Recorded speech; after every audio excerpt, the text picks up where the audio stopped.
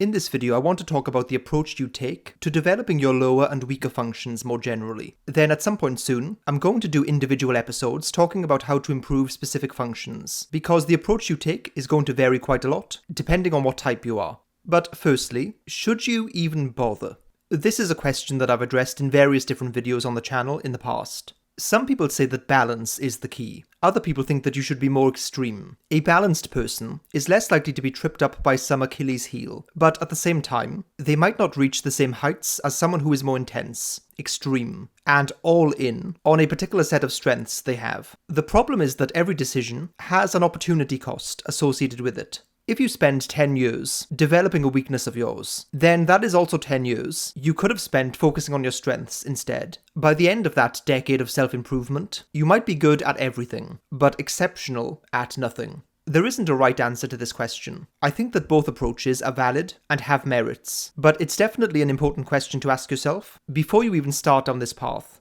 For example, if you're someone who regularly offends people, and that often causes you issues, and you think to yourself, I'm determined to improve my social skills in this area, that's pretty logical. But what if the consequence of that was sacrificing some of what makes you able to be brutally honest with people? Is that a trade-off that you even want to make? So, like I said, every action and lack of action has a cost associated with it, and it's important to know what you want before starting down one of these paths. The easiest way to do it. I think that one of the most easy and effective ways to improve anything that you're not good at, in this case a cognitive function, is to surround yourself by people who do it well. That way, you can learn passively as well as actively. You can improve by both observing or engaging with people. What's interesting about this approach is that you have a few options. Let's say you're an INFP and wanted to improve your TE. You could pick an ENTJ or ESTJ, but in the case of ESTJs, you have the same functions in common, just in the reverse order. So maybe there's more compatibility there, or more of a shared language that you both speak. You could pick an ISTJ, again the same functions in a different order, except now you're dealing with an introvert, which might be easier or preferable depending on what mood you're in or what stage you're at. You could also pick an ENFP, someone who, on their more introverted days, come across very similarly to you, except with a better handle on their TE.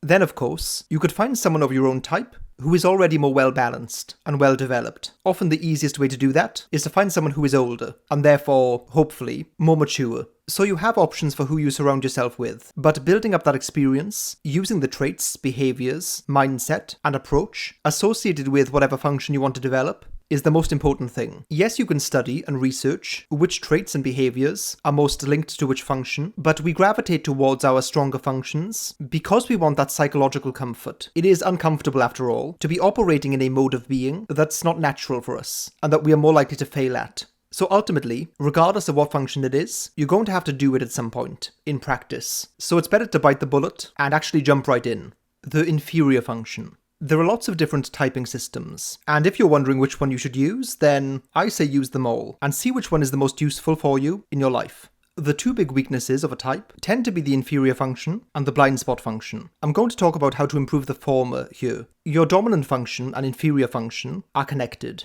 because they are the opposite of each other. You're technically always using them in tandem, but the inferior function is suppressed by the dominant function, despite them being linked. One way to develop your inferior function is to actively switch off your dominant function and resist the pull to use it.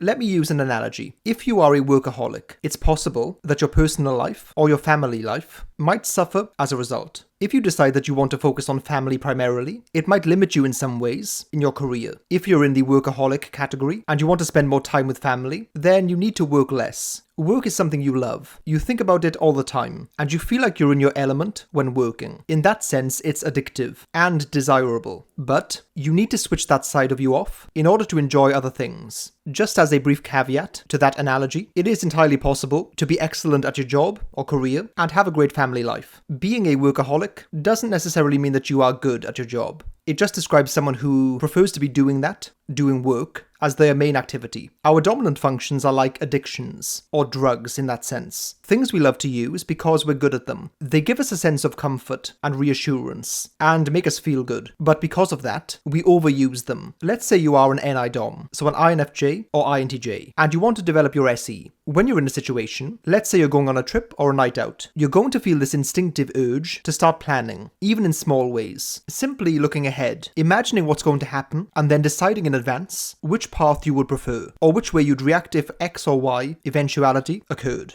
For you, becoming better at SE is not about practicing mindfulness to be more present in the moment, or adopting a philosophy of living life one day at a time. It's simply about ignoring the urge to use your NI all the time. That is the best place to start. And often, that's actually all you need to do. Just having the option to switch off from your default mode.